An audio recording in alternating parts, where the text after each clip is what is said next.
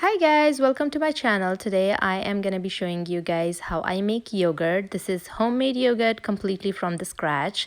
So it has a couple of tricky tips to it, but if you follow through properly, it's so easy to make it. So first of all, we have milk over here. I have a whole gallon of 4-liter milk. Need a container, seal tight lid container.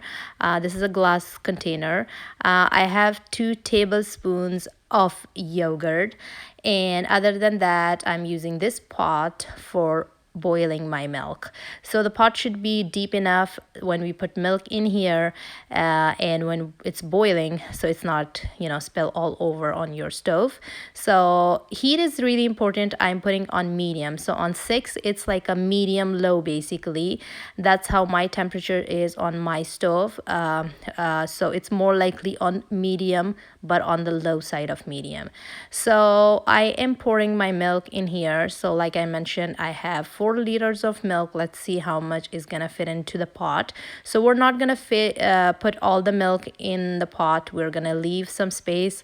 We're gonna just fill it right up until here, and that's the leftover milk. So I am guessing I put 3 liters of milk. I'm just eyeballing it right now. I'm not sure about the measurement exactly, but I think I put 3/4 there and quarter left, so 1 liter left, I would say, in there.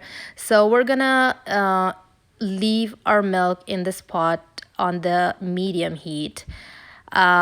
Usually it takes around 30 to 40 minutes to bring it to a boil. So it's not going to be crazy boiling and spilling all over because the heat is on medium. Keep stirring your milk, keep stirring the spoon so it won't stick to the bottom. If your milk stick to the bottom, that's a really big red flag, because you're gonna have all the burnt taste and smell all over in your yogurt, and it's not a pleasant taste. So here you guys can see after 15 minutes my milk start bubbling up a little bit. So it's not at the boil time and the temperature. It's just boiling a little bit, it's just bubbling a little bit. But once it start boiling, I will make sure to add that clip in here and show you guys how it's supposed to look like. But it's not going to be crazy boiling all over because of the heat.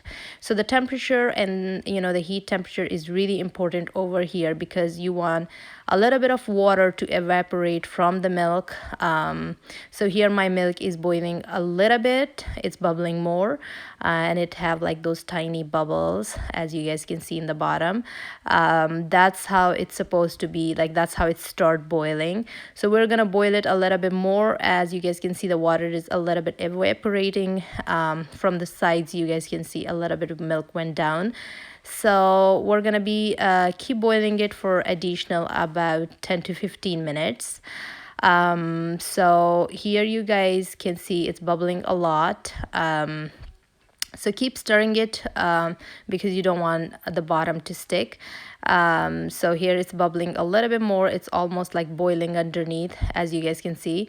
So that's where I personally kind of like stop boiling it anymore. Like this is exactly where I like it. It's just cooked through and it's just boiled through. In this clip you guys can see it's just been 10 more minutes, and that's where I usually stop cooking it additionally.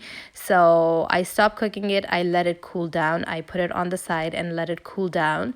So we're gonna cool it down to the temperature where it's not hot and not cold. So it's warm but on the hot side warm.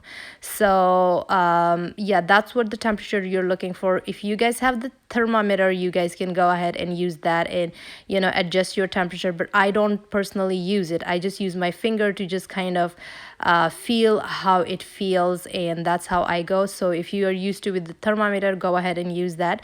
But I think to me the temperature is the most important thing for your yogurt making. So I already washed my hands, and I'm just gonna dip my finger in here and feel it how cold and how warm my milk is. So it's warm, but it's not burning my finger or anything, but it's warm on the hot side. So that's how I just do it. I just check it with my finger and that's exactly the temperature I'm looking for. So when I am happy with the temperature, I just I just pour my milk in the container. So first what I do, that I take my yogurt and put it in my jar, in my container where I'm gonna be putting all the milk. And the yogurt is about 2 tablespoons. So just pour all your yogurt into the big container. Give it a little whisk so there's no big chunks in there.